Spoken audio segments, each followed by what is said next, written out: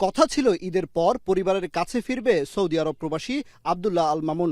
ফিরেছেন ঠিকই, কিন্তু নিথর দেহে। সোমবার সকালে সৌদি এয়ারলাইন্সের একটি ফ্লাইটে তার মরদেহ দেশে ফিরিয়ে আনা হয়। পরিবারের সচ্ছলতা ফেরাতে মামুন ১৫ বছর আগে গিয়েছিলেন সৌদি আরব। শেষবার দেশে এসেছিলেন ৫ বছর আগে। গত ৮ মার্চ দেশটিতে ক্ষেপণাস্ত্র হামলায় তিনি আহত হন। পরে স্থানীয় হাসপাতালে চিকিৎসাধীন অবস্থায় ১৭ মার্চ মারা যান তিনি। হজরত শাহজালাল আন্তর্জাতিক বিমানবন্দরের ৮ নম্বর গেটে ছেলের মরদেহ নিতে ময়মনসিংহের গফরগাঁও থেকে এসেছেন পিতা শহীদুল ইসলাম। কাঁপা হাতে স্বাক্ষর করে মৃতদেহ গ্রহণের যাবতীয় আনুষ্ঠানিকতা সম্পন্ন করেন। ক্যামেরায় অশ্রু লুকানোর চেষ্টা করলেও ছেলের শোক চোখে মুখে ছিল স্পষ্ট।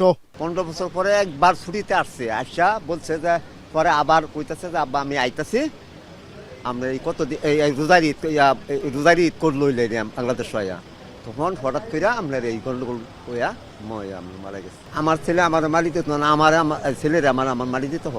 আনুষ্ঠানিকতা শেষে প্রবাসী কল্যাণ মন্ত্রী পিতার হাতে সন্তানের মরদেহ হস্তান্তর করেন। মন্ত্রণালয়ের পক্ষ থেকে তুলে দেন আর্থিক অনুদান। জানান, মধ্যপ্রাচ্য যুদ্ধে বিদেশে নিহত বাংলাদেশিদের ক্ষতিপূরণের বিষয়ে সংশ্লিষ্ট দেশের সঙ্গে আলোচনা করা হবে। এই যে তার বাবার কাছে আমরা হস্তান্তর করেছি। তার পরিবারের অন্যান্য সদস্যরা এখানে উপস্থিত আছেন।